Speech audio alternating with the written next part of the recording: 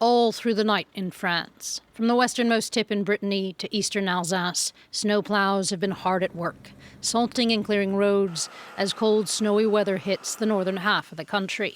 In the Paris region, between 2 and 10 centimeters of snow fell in areas, and there's much ice beneath that to clear. Il se concentre sur les routes moyennes et importantes du département. Et donc les routes de plus faible catégorie sont traitées ultérieurement. School bus routes have been cancelled in multiple departments, and some heavily used roads with steep inclines have been blocked off. Already early Tuesday, the first snowflakes came as a surprise in Brittany, which is more accustomed to rain. On n'a pas l'habitude d'en voir en Bretagne, et c'est plutôt sympa, c'est marrant, j'aime bien. J'ai jamais... ça fait super longtemps que j'ai pas vu de neige à Rennes, quoi. The cold front hasn't spared the rest of northern Europe either.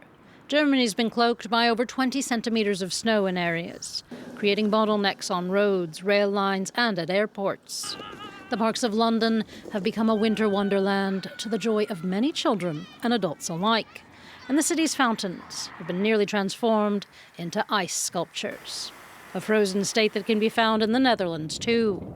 There, boats trapped in the ice look like as if from another realm. And in Belgium, 2 18-month-old pandas have been able to revel, all warm under their thick fur, and experiencing their first snow.